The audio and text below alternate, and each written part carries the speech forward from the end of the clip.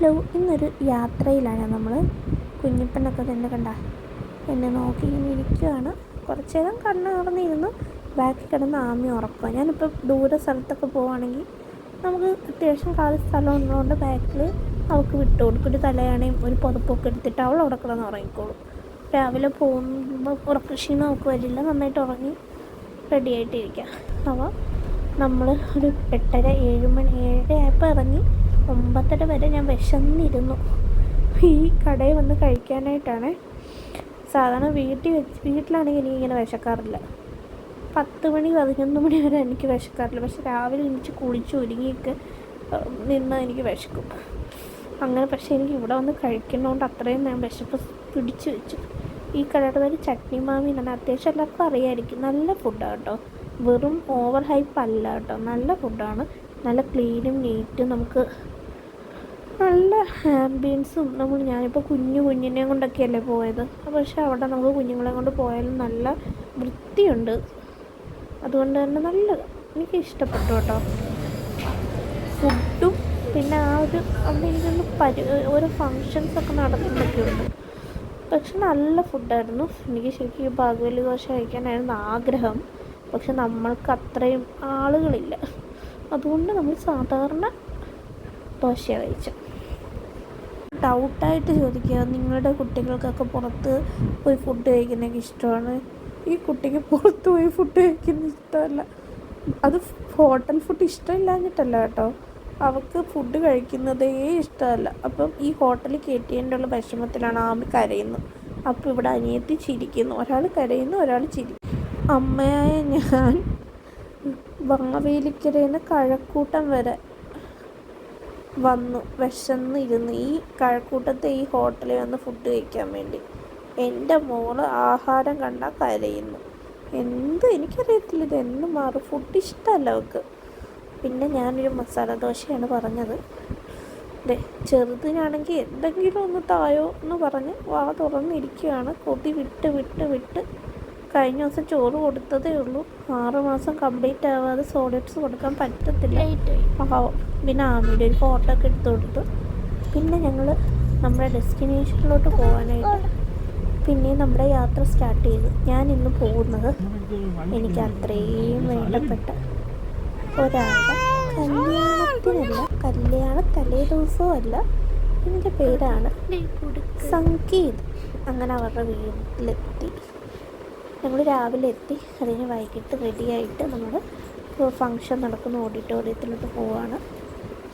ആമി നല്ലൊരു ഗൗണൊക്കെ ഇട്ട് വളരെ കഷ്ടപ്പെട്ടാണ് നമ്മൾ ഇടിയിപ്പിച്ചത്. അങ്ങനെ നമ്മൾ പരിപാടി നടക്കുന്ന സ്ഥലത്തെത്തി. കുഞ്ഞിപ്പെണ്ണും ഉണ്ട്. പിങ്ക് ഡ്രസ്സാണ് ഇട്ടത്, ചേച്ചി റെഡ് ഡ്രസ്സാണ് ഇട്ടത്. എനിക്ക് ഒരു ഐഡിയ ഇല്ല മോളെങ്ങനെ ആയിരിക്കും. കാരണം ഞാൻ ഇതിന് മുമ്പ് ഒരു കല്യാണത്തിന് പോയത് അവൾക്കൊരു 3.5 മാസം ആയിട്ടേ ഉള്ളായിരുന്നു. അന്ന് അവൾ ഭയങ്കര ഇത്ര വലിയ അന്നലെ ഒത്തിരി സഹിച്ചു.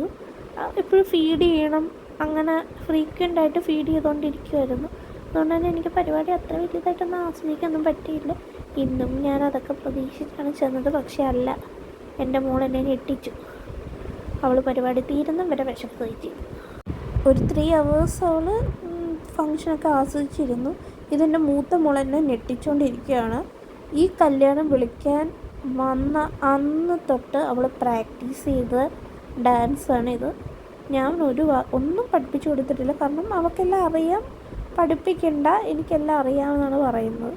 അങ്ങനെ അവൾ തന്നെ കൊറിയോഗ്രാഫി ചെയ്ത പാട്ട്.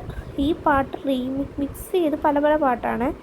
ഈ പാട്ട് മിക്സ് ചെയ്തിട്ട് അവൾ പ്രാക്ടീസ് ചെയ്തിട്ട് പോലും ഇല്ല. അവൾ ഫസ്റ്റ് ഇവിടെ സ്റ്റേജിലാണ് കളിക്കുന്നത്. അത്ര പെർഫെക്ഷൻ ഒന്നും ഇല്ല. എന്നപ്പോഴും എനിക്ക് കണ്ടപ്പോൾ സന്തോഷമായി. അവളത് എത്രയും നന്നായിട്ടോ പെർഫെക്റ്റായിട്ടോ കളിക്കുന്നതെന്നൊന്നും ഞാൻ പറയുന്നില്ല കേട്ടോ, തെറ്റുകളൊക്കെ ഉണ്ട്. പക്ഷേ എന്നാലും അവൾ പഠിച്ച സാധനം അത്രയും കോൺഫിഡൻ്റായിട്ട് അവിടെ ചെന്ന് കളിക്കാനുള്ള ആ ഒരു ഇതിനെ ഞാൻ എന്തായാലും അവളോട്, എനിക്കൊക്കെ ചെറുതിൽ നല്ല മടിയുണ്ടായിരുന്നു കേട്ടോ. പക്ഷെ അവൾ ഭയങ്കര കോൺഫിഡൻ്റായിട്ട് അവർ സ്റ്റേജിലോട്ട് വിളിച്ച് അവിടെ മുഖമൊക്കെ ഇങ്ങനെ മാറി. ഞാൻ അമ്മയ്ക്ക് പേടിയാണോ പോകാനോ? അല്ല, ഞാൻ പോകും എന്ന് പറഞ്ഞാൽ പോയി കളിച്ച്. അതുകൊണ്ട് അത് കണ്ടപ്പോൾ എനിക്ക് ഭയങ്കര സന്തോഷം തോന്നി കേട്ടോ. ഇതിലാണ് ലാസ്റ്റിലൊരു പാട്ട് അവൾക്ക് അറിയില്ലായിരുന്നു. അവർ മിക്സ് ചെയ്തത് അവൾക്ക് അറിയാത്ത കാരണം അവളിവിടെ നിന്നു സ്റ്റോപ്പ് ചെയ്തു. പക്ഷെ അവൾ പഠിച്ച സാധനം അവിടെ കളിച്ചു കേട്ടോ. ആ സ്റ്റെപ്പ് ഒന്നുപോലും ഞാൻ പറഞ്ഞു കൊടുത്തതല്ല, അവൾ തന്നെ പഠിച്ചത്. പിന്നെ കുറേ ഗെയിംസൊക്കെ ഉണ്ടായിരുന്നു. ഫസ്റ്റ് ഗെയിം ഞാൻ പാർട്ടിസിപ്പേറ്റ് ചെയ്ത ഗെയിമൊന്നും എനിക്ക് വീഡിയോ എടുക്കാൻ പറ്റിയില്ല. പിന്നെ ഈ മ്യൂസിക്കൽ ചെയർ ഉണ്ടായിരുന്നു. അതിൽ ഫസ്റ്റ് ഞാൻ ആമി പോയി ഇരുന്നപ്പോൾ അവർക്ക് ഇത്ര ധൈര്യമില്ല. മീൻസ് അവൾ കുഞ്ഞല്ലേ, അവൾക്ക് ചാടിയിരിക്കാൻ പറ്റുമോ, കൂട്ടത്തിൽ അവൾ ചെറുതല്ലേ. അപ്പോൾ അതുകൊണ്ട് അവർ പറഞ്ഞു എൻ്റെ മടിയിൽ ഇരുത്തിയിട്ട് ഞാൻ ചെയ്ത അവളെ മാറ്റാൻ പറഞ്ഞു. അങ്ങനെ ഞാൻ എന്ത് ചെയ്തു, അവൾക്ക് വിഷമം വരാതിരിക്കും എൻ്റെ മടി ഇരുത്തിയിട്ട് ഞാൻ ചെയ്യാമെന്നപ്പോൾ അവൾ എന്നോട് പറഞ്ഞു അമ്മ എനിക്ക് ഒറ്റയ്ക്ക് മത്സരിക്കണമെന്ന്. പിന്നെ അവിടുത്തെ ഓക്കെ അവൾ ചെയ്യട്ടെ എന്ന് പറഞ്ഞ് പോയത്. പക്ഷേ എന്നെ ശരിക്കും അതിലും അവൾ ഞെട്ടിച്ച് കളി അവൾക്കറിയാം. അങ്ങനെയല്ല, എന്നാലും അവൾ ഓടിച്ചാടി ഇരുന്ന് അതിൽ കൊള്ളായിരുന്നു. ഞാൻ ഇത്രയും അവളെ പ്രതീക്ഷിച്ചില്ല. ഇതൊരു ഗെയിമിൻ്റെ അവസാനം